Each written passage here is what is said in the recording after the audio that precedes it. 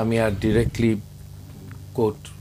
Directly কাউকে attack করব না, শুধু বলবো যে ধরেন আসিফ নজরুলের মতো নিম্ন জাতের লোকজন যখন ক্যাবিনেটে থাকে, your finished as a country, you just it's finished, there is no future. রাজনীতি হলো খুব এক্সপেন্সিভ বিজনেস, মানেটা কি? Oh definitely it's a very expensive business. এটাতে একটা দল, বিশেষ করে কোনো দল চালাতে গেলে অনেক ধরনের খরচ আছে, এটা কোনো অ্যাভয়েড করা যায় না। আমি নিজে দেখেছি এবং আমি সেজন্য অ্যাভয়েড করেছি। অনেক নতুন দল আসছে আমার কাছে নেতৃত্ব দেওয়ার জন্য, আমি না করেছি বলে আমার সেই রকম টাকা নেই একটা দল চালাবার। আমি সংসারের টাকা দিয়ে আমি দল চালাবো, এটা হয় না। আর বেতনের টাকা দিয়ে দল চালানো খুব কঠিন। তো এটা ঠিক, এইটার কোনো ট্রান্সপারেন্সি নাই। আমি একটা প্রোগ্রামে দেখছিলাম, একজন বলছিল যে আমার ওয়েলথ, আমার স্যালারি, এগুলি প্রাইভেট ব্যাপার। সে কিন্তু একটা সেমি পাবলিক ফিগার ছিল, it's not a private business. এটা এখানে আমার ব্যাপারে একটা ইনকোয়ারি তুলেছিল যে নির্বাচনের সময় যে এতগুলি বেতন কোত্থেকে পেল। আমার বেতন IMF এর আমার পে স্লিপ আছে, সো খুব বড় বেতন, কিন্তু এটা বেতন এবং IMF এর বেতনে কোনো কর বসানো যায় না।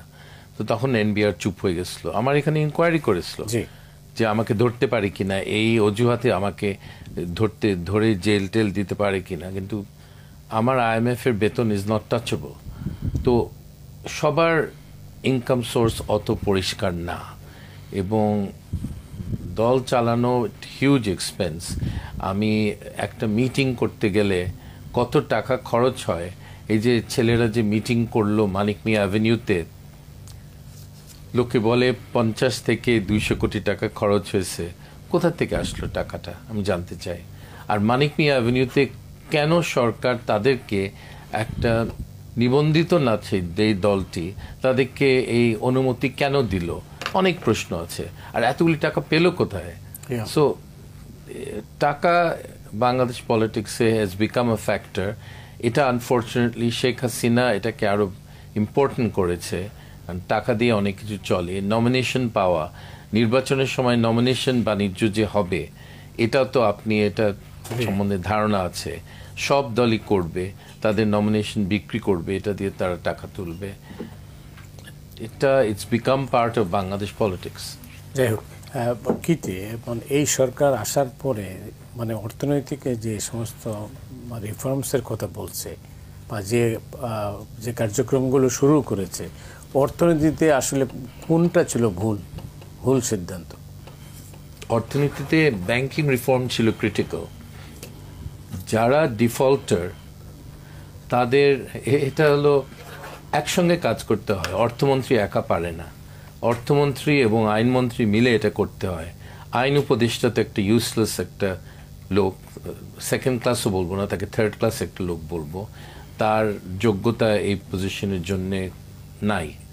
এবং যদি ব্যবস্থা করা যেত যে যারা ব্যাংক ডিফল্টার তাদের অ্যাসেট সিজ করার, তাড়াতাড়ি সিজ করার একটা ব্যবস্থা করা যেত, তাহলে ব্যাংক ডিফল্ট রেট এখন এটা চুঙ্গে যেত না।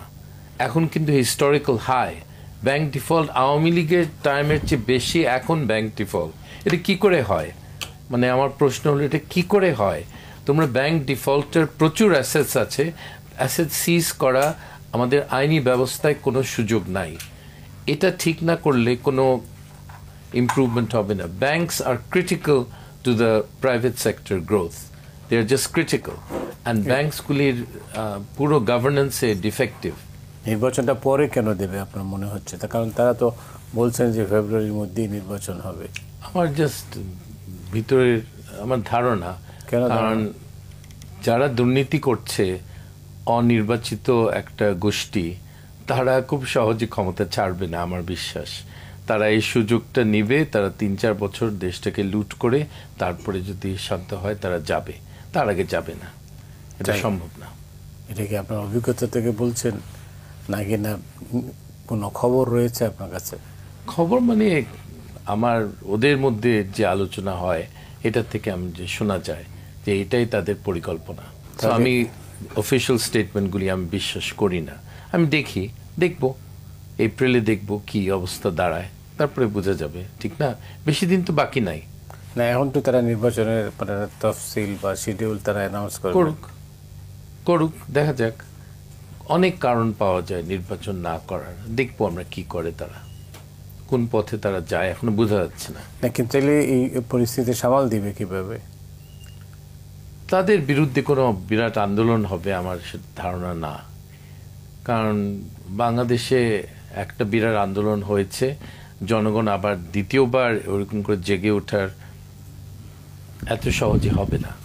তো এটার সমস্যা আছে, তো এটা সামাল দিতে পারবে তারা। এই মুহূর্তে বাংলাদেশের যে রাজনীতি, তাতে এই ভূ রাজনীতির কোনো প্রভাব আছে কিনা? এই সব সময় থাকে। বাংলাদেশ দশম শতাব্দীর থেকে পর থেকে এটা বাইরের থেকে চালিত এই দেশটা, সো এটা বাইরের প্রভাব তো পড়বেই। এই মুহূর্তে বাইরের বড় শক্তি যারা বাংলাদেশে ইন্টারেস্টেড, আমেরিকা আর ভারত, তাদের পছন্দের এবং অপছন্দের দল আছে এবং তাদের পৃষ্ঠপোষকতা করছে, ডিরেক্টলি বা ইনডিরেক্টলি করছে, আর তাদের বিরোধিতা করছে। খুব দুশ্চিন্তা। আমেরিকানরা তো চায় তাদের পছন্দের সরকার, আর আমেরিকানরা চায় গণতন্ত্র। আমি ওদেরকে বুঝিয়েছি এই দুইটা একসঙ্গে পাবে না। গণতন্ত্র চাও, না হলে তোমাদের পছন্দের সরকার চাও, দুইটা তুমি পাবে না। তারা জিনিসটা বুঝে না। তারা বলে না, আমাদের পছন্দের সরকার হতে হবে আর গণতান্ত্রিকভাবে ওদেরকে আনতে হবে। ওকে, চেষ্টা করো। সো তাদের পছন্দের এর অপছন্দের দল আছে, যাদেরকে অপছন্দ করে তাদেরকে বিভিন্নভাবে তারা অসুবিধায় ফেলার চেষ্টা করছে, এখনো করছে। সো এটা তারা সেই দলটি রোধ করতে পারবে কিনা আমার সন্দেহ। তাদের সেরকম দক্ষতা এবং বুদ্ধি আছে কিনা, দেখা যাক। না, কিন্তু তাইলে তো মানে বড় জিনিসটাই অস্পষ্ট, মানে অনিশ্চিত। জি, মানে আমরা যে গণতন্ত্রের জন্য লড়াই করলাম, যে গণতন্ত্র ফিরে আসবে বলে আমরা খুব বেশি আশাবাদী হলাম, এখন তো দেখি আবার আপনি যেটা বলছেন, তাই আমরা তো আবার দেখি যে এক অনিশ্চয়তার মধ্যেই ডুবে যাচ্ছি আবার ডেফিনেটলি। এবং সবচেয়ে সমস্যা হলো যে নির্বাচনের সময় তারা কোন দল সুযোগ সুবিধা পায় এই সরকারে সেটা বোঝা যাচ্ছে না। মনে হয় এনসিপি পাবে, এবং সেটা একটা সরকারের সমর্থন, এই সরকারের দল, তারা বি টিম। এখন এটা এই সরকারের দ্বারা কতটুকু একটা সুষ্ঠু নির্বাচন পাওয়া যাবে, এই ব্যাপারে আমাদের অনেকের সন্দেহ আছে। তাদেরও একটু চিন্তা করা উচিত। তাদের একটা এজেন্ডা আছে, তারা একটা দলকে বাংলাদেশে প্রতিষ্ঠিত করতে চায়, এবং বড় দল যেটা এখন আছে বিএনপি, এটাকে তুচ্ছ তাচ্ছিল্য করে এটাকে কোনো মতে সাইডলাইন করা তাদের উদ্দেশ্য। দেখা যাক তারা পারবে কিনা, আমার সন্দেহ। কিন্তু এই প্রচেষ্টা চলছে, তাদের বদনাম করছে এবং চেষ্টা করছে তাদেরকে বিভিন্নভাবে তাদেরকে আটকায় রাখতে। না, যে দলটার প্রতি তাদের সমর্থন আছে প্রকাশ্যে বোঝাই যাচ্ছে, কিন্তু সেই দলটার অবস্থা তো আমরা লক্ষ্য করছি, দেশবাসীও লক্ষ্য করছে। এই অবস্থায় তারা কিভাবে টেনে নিয়ে যাবে? নির্বাচন একটা খুব জটিল প্রক্রিয়া হয় বাংলাদেশে। আমার এলাকায় আমি দেখছি 173টা ভোট কেন্দ্র, এগুলিকে দখল করা এবং দখল থেকে রক্ষা করা, এটা খুব কঠিন কাজ। এবং সরকার যদি এই ব্যাপারে সিনসিয়ার না হয়, ইউ হ্যাড ইট, কোনো কিছু করার নাই। এটা জনগণ আপনার পক্ষে, এটা কোনো ব্যাপার না।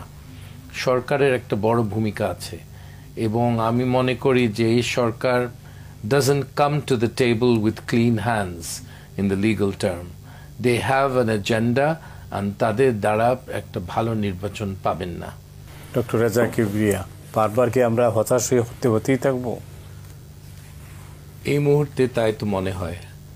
আমরা এই সুযোগটা, একটা ভালো কিছু করার একটা সুযোগ ছিল, এটা আমরা হারিয়েছি এই সরকারের অধীনে, এবং এরকম সুযোগ আর আমার মনে হয় না ভবিষ্যতে আসবে। কেন হারালাম? আসবে না। এটা কেন হারালামটা কেন? এদের অদক্ষতা, এদের দেশ পরিচালনা, নিরামিষ দিয়ে বাংলাদেশ শাসন হয় না, এবং সবার কাছে ভালো মানুষ হওয়া যায় না। আমি আর ডিরেক্টলি কাউকে অ্যাটাক করব না, শুধু বলবো যে ধরেন আসিফ নজরুলের মতো নিম্ন জাতের লোকজন যখন ক্যাবিনেটে থাকে, your finished as a country, you just it's finished, there is no future in this country.